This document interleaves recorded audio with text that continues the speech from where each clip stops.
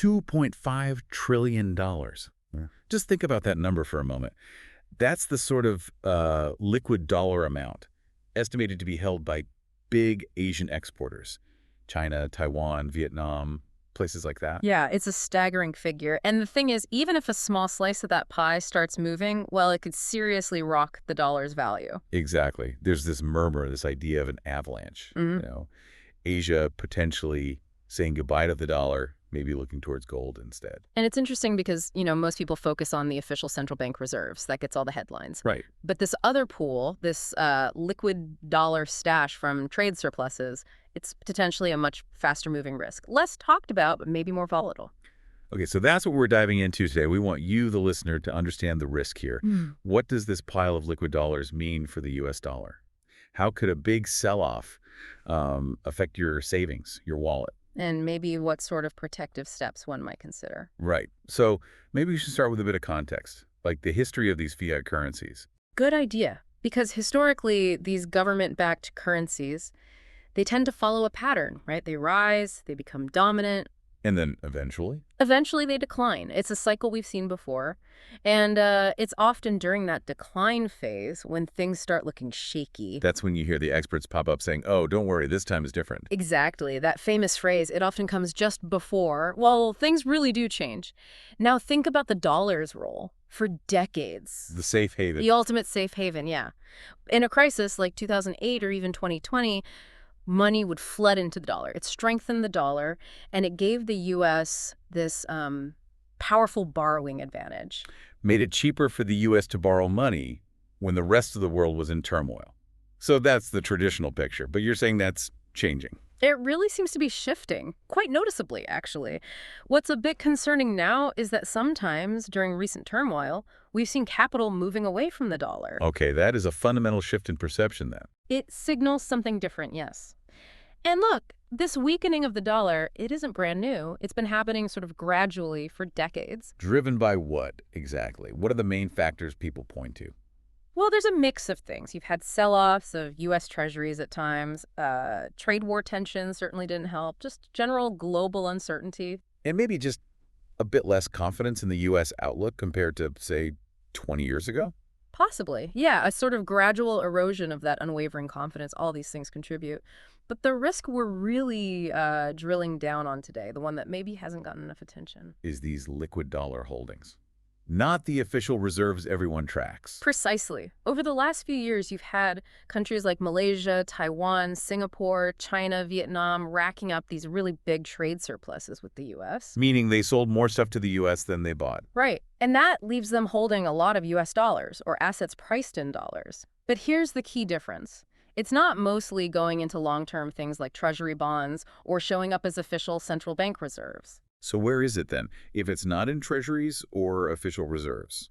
A lot of it seems to be in very liquid forms. Think short-term stuff like money market accounts, things that can be moved very quickly. Ah, okay. And because of how these are held or managed, they don't always get captured clearly in the standard international investment data. They're sort of less visible than the big treasury holdings. And that's the heart of this avalanche risk idea, because it can move fast. Exactly. It can be redeployed much, much faster with less warning than selling off huge chunks of long-term bonds.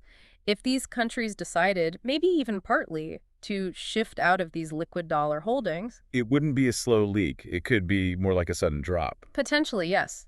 A much more abrupt event than the slow bleed people sometimes talk about with reserves. And, we actually saw something recently that could be seen as a small warning sign. Oh, yeah. What was that? You remember that sudden spike in the value of the Taiwan dollar not long ago? Vaguely, yes. Yeah. What happened? Well, the Taiwan dollar jumped up pretty quickly. And what happened immediately after? Local companies and individuals holding U.S. dollars started selling them off quite fast. Why? Because their own currency was suddenly worth more. Exactly. It became more attractive financially to hold the appreciating local currency rather than the dollar. It just showed how quickly sentiment can turn and trigger actual selling, Yeah. A real-world example. Okay, that definitely illustrates the point. And you mentioned earlier the dollar usually gets stronger in crises, but there was an exception. Yeah, generally, it's been the go-to safe asset. The big exception people usually point to is the 1970s during the oil crisis. That was a bit different. Right. But apart from that period, the pattern was Global trouble equals stronger dollar. The fact that we're not always seeing that now, that it's sometimes weakening during stress, that suggests a pretty fundamental shift in how investors see it. And that could feed on itself, right? If Asian currencies get stronger, it makes holding dollars less attractive for people there. Precisely. It could incentivize more selling, potentially speeding up the whole trend. So it feels like this isn't just about currency exchange rates and trade balances. You mentioned a crisis of confidence earlier. I think that's really what's underneath it all. The currency movements are symptoms, maybe? The root issue seems to be a growing question mark over the dollar's long-term stability, its role as the, unshakable foundation of the global money system. And this isn't entirely new either, is it? You mentioned countries quietly shifting towards gold. That's right. For about the last decade, maybe longer, there's been this slow, steady trend. Central banks, particularly outside the West, gradually reducing their dollar exposure and adding to their gold reserves. But they did it quietly. Very quietly for the most part. Probably didn't want to rock the boat, didn't want to jeopardize relations with the U.S. or suddenly devalue the dollar reserves they still held. And people who pointed this out maybe 5, 10 years ago were sometimes called. Oh, alarmist. Definitely. Conspiracy theorists, sometimes. The mainstream view was the dollar's dominance is locked in. But that perception is changing now. It seems to be. With all the uncertainty, the debt levels, the geopolitical shifts, trust in the dollar's absolute stability seems shaken for some. So moving away from the dollar, maybe towards gold, isn't seen as radical anymore. For some countries, it's starting to look like just a reasonable, prudent diversification strategy. Which brings us back to that avalanche or snowball effect idea. If more countries start doing this more openly. Yeah, it could accelerate. It creates this dynamic where nobody wants to be the last one holding on to an asset that everyone else is trying to get rid of. You don't want to be left holding the bag, so to speak. Right. Okay, so let's bring this down to earth. This isn't just some abstract economic debate for governments and central banks. Yeah. How could this, potential dollar weakening actually impact the average person? You listening right now. Yeah, the potential impacts are pretty direct, unfortunately. First off, think about U.S. debt. If global demand for U.S. government debt weakens significantly. Because people are moving out of dollars. Right.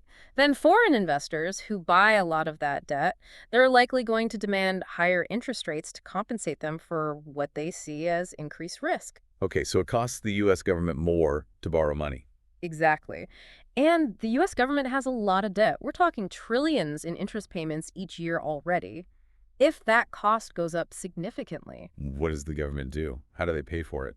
Well, historically, a common response in such situations is, unfortunately, for the government or the central bank acting for it, to essentially create more money, print more dollars to cover the higher debt costs. And more dollars chasing the same amount of goods and services usually means. Inflation, yeah. Higher prices for you at the gas pump, at the grocery store.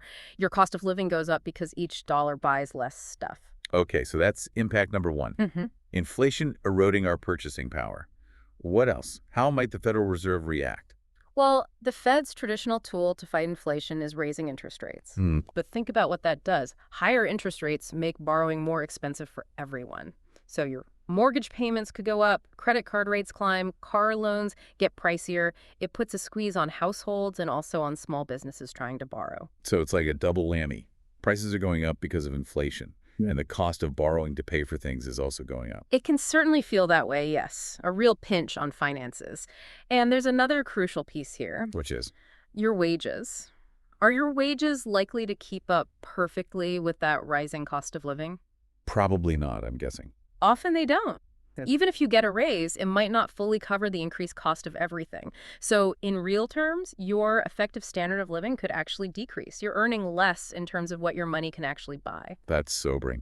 You also mentioned more extreme scenarios earlier, like hyperinflation.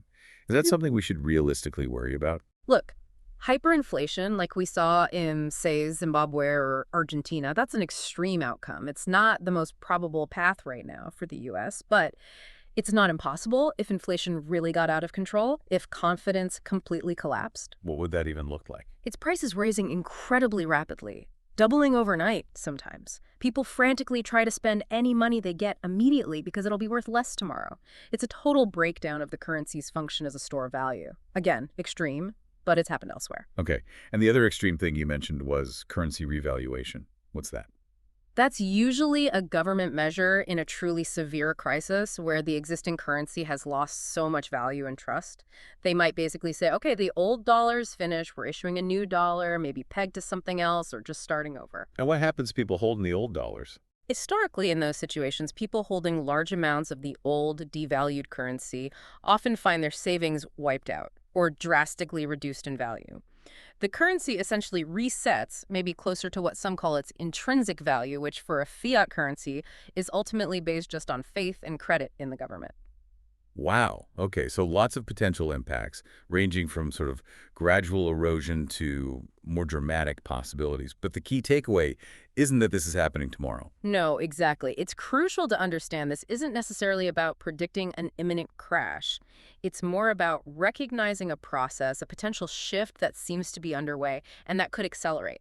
Like an avalanche starts slow, but can gain momentum quickly. So the message for listeners is more about being aware, getting educated now. Precisely. Act from a position of knowledge, not panic. Understand the potential risks, the historical context. So what does preparation look like in this context? Right. What should people be thinking about or exploring? Well, it's really about understanding your own financial situation and considering strategies that might offer some protection against these kinds of risks, like currency devaluation or high inflation. Wha- Talking to experienced financial analysts, people who understand these long-term currency cycles, could be very useful. They can help you think about a strategy that fits your specific circumstances. And are there specific types of assets people often look at in these situations? Traditionally, yes. People often explore tangible assets. Things like precious metals, gold, and silver are the classic examples, have historically been seen as ways to preserve wealth during times of currency instability. There are resources available, guides that explain how they work in that context. So information is key. Getting educated on the possibilities and the potential ways to safeguard your assets. Absolutely. Education first, then informed action if you decide it's right for you. Okay, this has been incredibly insightful, so let's leave our listeners with the final thought to chew on. Thinking about everything we've discussed as a potential big shift away from the dollar, the history of reserve currencies falling, what key factors do you think will ultimately shape the timeline of this potential shift? And maybe more importantly, what are the specific signs or indicators that you as a listener should really be keeping a close eye on